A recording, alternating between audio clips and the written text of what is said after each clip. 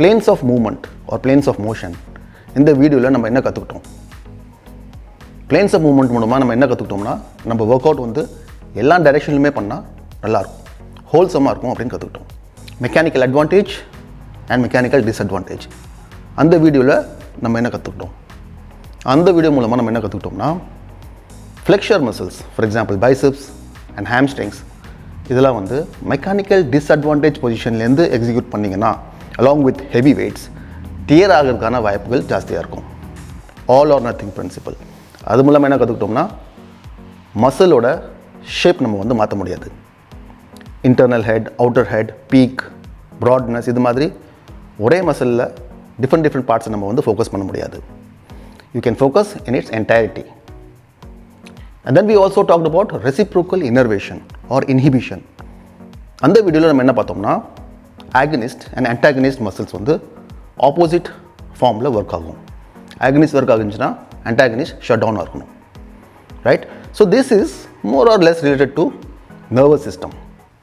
ஒரு எஃபெக்டிவான complete fitness வேணும்னா நம்ம பாடியில் இருக்கக்கூடிய 3 சிஸ்டம், அதாவது muscular system, skeletal system and nervous system மூணுலையுமே வந்து நம்ம வந்து ஈக்குவல் ஃபோக்கஸ் கொடுக்கணும். ஓகே, மஸ்குலர் சிஸ்டத்தில் நம்ம வந்து ஏகப்பட்ட ஃபோக்கஸ் கொடுப்போம். அதாவது skeletal muscles, the ones which produce movement and which response to exercise. Skeletal system மூலமாக நம்ம வந்து போன்ஸ் அண்ட் ஜாயின்ட்ஸ் இதில் வந்து ஃபோக்கஸ் பண்ணுவோம். இது வந்து பயோமெக்கானிக்ஸ் மூலமாக வந்து நம்ம எப்படி பண்ணலான்னு ஏற்கனவே நிறையா பார்த்துருக்கோம். Today let's talk about nervous system. So nervous சிஸ்டம்னா அகெயின் இட்ஸ் ஆஃப் 2 டைப்ஸ். நம்ம வந்து சென்ட்ரல் நர்வஸ் சிஸ்டம், அதாவது பிரெயின் அண்ட் ஸ்பைனல் கார்டு, இதில் வந்து ஃபோக்கஸ் பண்ணுவோம். ஏன்னா பிரெயின்லேருந்து தான் வந்து உங்களுக்கு நியூரான்ஸ் ஜென்ரேட் ஆகுது. இந்த நியூரான்ஸ் வந்து ஆக்டிவேஷன் சிக்னல்ஸ் கொடுக்கும் ஆர் ரிலாக்ஸேஷன் சிக்னல்ஸ் கொடுக்கும். So depending on the moment உங்கள் பிரெயின் வந்து ரெஸ்பாண்ட் பண்ணும், either positive or negative signal மூலமாக. ஸோ இப்போ ஒரு பைசெப்ஸ் கர்ல் மாதிரி ஒரு சிம்பிளான மூமெண்ட் எடுத்துக்கிட்டோம்னா அதில் வந்து பைசெப்ஸ் வந்து ஆகனிஸ்ட் அண்ட் ட்ரைசெப்ஸ் வந்து ஆன்டாகனிஸ்ட், அதாவது ஆப்போசிட். ஸோ பைசெப்ஸ்க்கு ஒரு பாசிட்டிவ் சிக்னல் போகணும், அதே டைமில் அட் த சேம் டைம் ட்ரைசெப்ஸ்க்கு வந்து நெகட்டிவ் சிக்னல் போகணும், right? So only 2 signals for simple exercises like biceps curl. Now let's talk about a complex exercise. For example, squats. So ஸ்குவாட்ஸில் வந்து பார்த்திங்கன்னா கீழே போகிறப்போ க்ளூட்ஸ்க்கு வந்து ஒரு பாசிட்டிவ் சிக்னல் போகும். அட் த சேம் டைம் தைஸில் இருக்கிற சென்ட்ரல் மசில், அதாவது ரெக்டஸ் ஃபீமோரைஸ் 4ல் ஒரு மசிலுக்கு மட்டும் நெகட்டிவ் போகும். ஆனால் கீழேருந்து மேலே வரப்போ 4 மசில்ஸுமே தையில் இருக்கிறதுக்கு வந்து பாசிட்டிவ் போகும், க்ளூட்ஸ்க்கு வந்து நெகட்டிவ் போகும். ஓகே, ஸோ பைசெப்ஸ் கர்ல் மாதிரி ஒரு 2 சிக்னல் மட்டும் இல்லை. Okay, there are multiple signals now. And on top of that ஹாம்ஸ்ட்ரிங்க்கும் ஆக்டிவேஷனோ இல்லை டீஆக்டிவேஷனோ கொடுத்தாகணும். And also calves. So now you already got to the point. ஒரு காம்ப்ளெக்ஸான ஒரு மூமெண்ட் இருந்துச்சுன்னா, அதாவது பல மசில்ஸ் அதில் வந்து பார்ட்டிசிபேட் பண்ணுதுன்னா அங்கே வந்து நிறையா சிக்னல்ஸ் போய் சேரும். நான் 2 சிக்னல் வந்து எஃபெக்டிவாக இருக்குமா, இல்லை 5-6 சிக்னல் ஒரே டைமில் வந்து எஃபெக்டிவாக இருக்குமா? எங்கே வந்து இந்த ஆக்டிவேஷன் சிக்னல்ஸ் இன்டர்ஃபியர் ஆகும், இந்த சிக்னல் இன்டர்ஃபரன்ஸ் எங்கே ஜாஸ்தியாக இருக்கும்?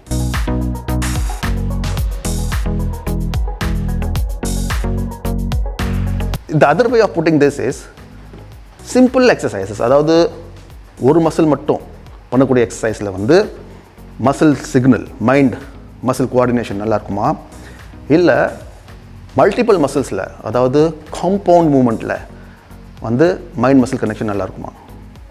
You got the answer. Simple muscle, அதாவது ஒரே ஒரு மசில் மட்டும் பார்ட்டிசிபேட் பண்ணிச்சுன்னா அங்கே வந்து muscular and nervous system coordination நல்லாயிருக்கும். See, these compound exercises are all functional in nature. So உங்களோட ஸ்போர்ட்ஸ்க்கு இப்படி ஒரு மூமெண்ட் தேவைப்படுத்துச்சுன்னா you have to practise that. But why do you want to add weights to that? இவ்வளோ heavy weights போட்டு எதுக்கு பண்ணுறீங்க? ஸோ வெயிட் ஆட் பண்ணாவே வந்து உங்களோட மோட்டிவ் என்னன்னு தெரிஞ்சிச்சு, which means muscle growth, muscle building or body building. So அப்படி இருக்கிறப்போ அது உங்களோட கோலாக இருந்துச்சுன்னா, அதாவது மசில் பில்டிங் தான் உங்கள் கோல்னா, then you should focus on isolation. ஏன்னா ஐசோலேஷன் தான் வந்து நல்ல மசில் க்ரோத் கொடுக்கும். ஃபார் எக்ஸாம்பிள், இப்போ ஸ்குவாட்ஸில் வந்து எல்லா பாடி பார்ட்ஸ்க்குமே வந்து ஈக்குவலாக லோடு வந்து போய் சேராது. லெட்ஸே க்ளூட்ஸ்க்கு வந்து ஒரு 80% போய் சேரும், தூக்குற வெயிட்டில் ஒரு 80% போய் சேருது. தைஸ்க்கு வந்து ஒரு 70%, காஃப்க்கு வந்து மேபி 25%, அவ்வளோதான் போய் சேரும். So through squads you can not expect to have major muscle growth. அந்த ஒரு காரணத்துக்காக தான் வந்து ஐசோலேஷன் எக்ஸசைஸ் பண்ணலாம் அப்படின்னு சொல்கிறேன். ஃபார் எக்ஸாம்பிள், இண்டிவிஜுவலாக thighsக்கு வந்து leg extension, hamstringக்கு leg curls, etc. Okay, now இதில் வந்து இன்னொரு கேள்வி வருது. இப்போ எப்போ தான் இது வந்து இண்டிவிஜுவல் மசில் சேர்ந்து ஒர்க் பண்ணும், அதுக்கு ஒரு ட்ரைனிங் கொடுக்க வேண்டாமா? அதுக்கான training is more like functional, as I already said. அது போக இது வந்து நர்வஸ் சிஸ்டம் சம்மந்தப்பட்ட ஒரு விஷயம். So you could go for proprioceptive training. அதில் எப்படின்னா ஒரு அன்பேலன்ஸான சர்ஃபேஸில் வந்து எக்ஸசைஸ் பண்ணுவாங்க.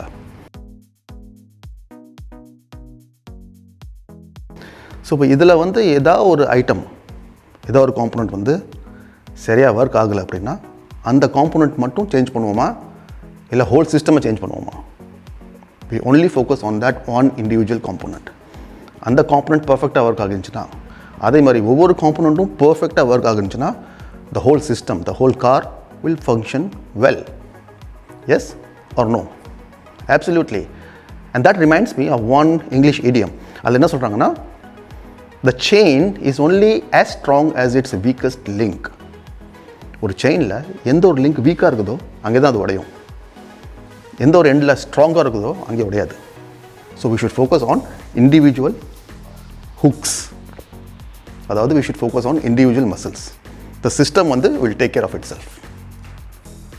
ஓகே, ஸோ ஐசோலேஷன் தான் பெஸ்ட் அப்படின்னு நம்ம வந்து ஒத்துக்கிட்டோம். நான் ஐசோலேஷன்லேயே நிறைய வேரியேஷன்ஸ் இருக்குது. Let's stick to bicep curls for example. பைசப்ஸ்க்கான ஐசோலேஷன் எக்ஸசைஸ் அதை வந்து இந்த மாதிரி மூமெண்ட்டில் பண்ணலாம், which is by the way called bilateral movement, or இந்த மாதிரி சிங்கிள் ஆர்மில் பண்ணலாம், which is called unilateral.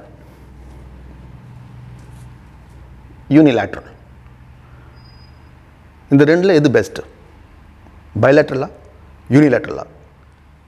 இந்த ஆர்ம் ஒர்க் அவுட் கொடுக்குறப்போ சிங்கிள் ஆர்ம், இந்த ஒர்க்கிங் சைடுக்கு பேர் வந்து ipsilateral side, and the other side which is not working, இது வந்து ஒர்க் ஆகலை, இதுக்கு பேர் வந்து contralateral side. Okay, so this is ipsilateral and this is contralateral.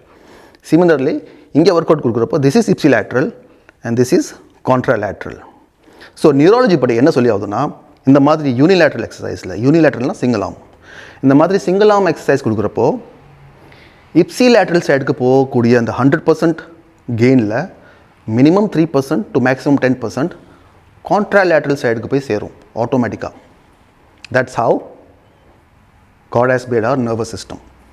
So ஆட்டோமேட்டிக்காக அது வந்து பேலன்ஸ் பண்ண ட்ரை பண்ணும். Not only in arms, even for legs also. So ஏதோ ஒரு காரணத்தினால for some reasons, God forbid, நீங்கள் வந்து கையிலையோ இல்லை கார்லையோ கட்டு போடுற மாதிரி இருந்துச்சுன்னா ஒரு சைடில், don't stop going to the gym போங்க. எந்த ஒரு சைடில் உங்களுக்கு பண்ண முடியுமோ எக்ஸசைஸ், அதில் வந்து கண்டினியூ பண்ணுங்கள் எக்ஸசைஸை. ஏன்னா இந்த கை திரும்பவும் வந்து ஒர்க் அவுட் பண்ணக்கூடிய சுச்சுவேஷனுக்கு வந்துச்சுன்னா 0லேருந்து ஸ்டார்ட் ஆகாது, 5 to 10%லேருந்து ஸ்டார்ட் ஆகும். So don't miss that opportunity. This is God gifted. Let's come back to bilateral exercise. Both arms, bilateral. இந்த எக்ஸசைஸ் பெட்டரா ஆர் இந்த எக்ஸசைஸ் பெட்டரா? அதாவது பார்பல் பெட்டரா இல்லை டம்பிள் பெட்டரா? டம்பிள்லையும் நம்ம வந்து bilateral பண்ணலாம், ஒரே டைமில் 2 கையும் பண்ணிங்கன்னா. எது பெட்டர் இது ரெண்டுலேயும்? சிங்கிள் ஆர்மா டபுள் ஆர்மா அப்படின்னு பார்த்தோம்னா சிங்கிள் ஆர்ம் தான் வந்து பெட்டர்னு சொன்னேன். ஆனால் டபுள் ஆர்ம்ஸ்லேயே வந்து பார்பல் பெட்டரா இல்லை டம்பிள்ஸ் பெட்டரானா டம்பிள்ஸ் தான் பெட்டர். அதாவது 2 கையிலையும் ஒவ்வொரு டபுள் எடுத்துக்கிட்டு பண்ணுறது பார்பலில் பண்ணுறதோட பெட்டர். இதுக்கும் காரணம் வந்து என்னென்னா நர்வஸ் சிஸ்டம் தான்.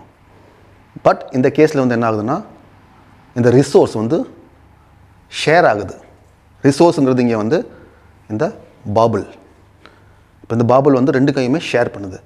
ஸோ நம்மளோட நியூராலஜிக்கலி நர்வஸ் சிஸ்டம் வந்து என்ன பண்ணுதுன்னா கொஞ்சம் காம்ப்ரமைஸ் பண்ணிடுது எஃபர்ட்டை. However when you take 2 dumbbells, அப்போ ரிசோர்ஸ் ஷேர் ஆகலை. These are individual resources. Okay, individual assets. அப்போ வந்து இண்டிபெண்டன்ஸ் வந்துடுது. So when it comes to sharing versus independence is better.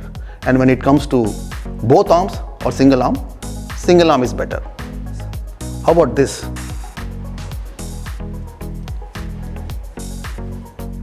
alternate at the same time.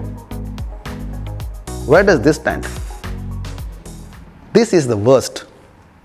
ஏன் worstனா at least பார்பல்லையோ இல்லை டம்பிள்லையோ நம்ம வந்து ஒரே டைரெக்ஷனில் போய்ட்டு இருந்தோம். ஆனால் இங்கே வந்து ஆப்போசிட் டைரெக்ஷன்ஸில் போய்ட்டுருக்கோம். This is a big neurological conflict. இதை வந்து நம்ம எப்பவுமே அவாய்ட் பண்ணணும். when it comes to direction, same direction is always better than opposite direction. Shoulder raises bilateral. இது பெட்டரா or unilateral shoulder raises? இது பெட்டரா?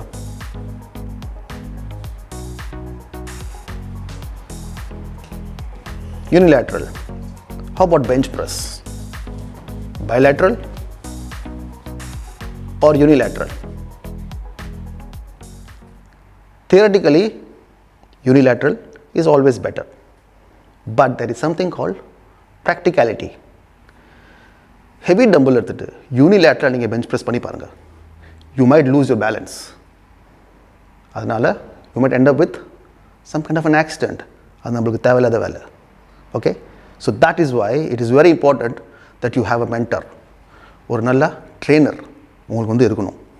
ஜிம்முக்கு போங்க, உங்களுக்கு பிடிச்ச ஒரு ட்ரெயினரை வந்து கன்சல்ட் பண்ணுங்கள். ஏன்னா ட்ரெயினர்ஸ் வந்து ப்ராக்டிக்கலாக எது ஒர்க் அவுட் ஆகுங்கிறது கரெக்டாக சொல்லுவாங்க. இந்த மாதிரி நீங்கள் ஹெவி டம்பிள் எடுத்துகிட்டு சிங்கிள் ஆர்மில் பண்ணுறது வந்து எந்த ஒரு ட்ரெயினருமே வந்து என்கரேஜ் பண்ண மாட்டாங்க, depending on what stage you are. Okay, so நம்ம சொல்கிற இந்த தியரி, இந்த சயின்ஸ் எல்லாமே ஓகே, இட்ஸ் ஆல் கரெக்ட். ஆனால் practicality is very important, because practicality is common sense. Common sense comes from your brain, again neurology, right? So go hire a good fitness trainer and be practical, be safe. I'll see you soon in the next video. Bye bye.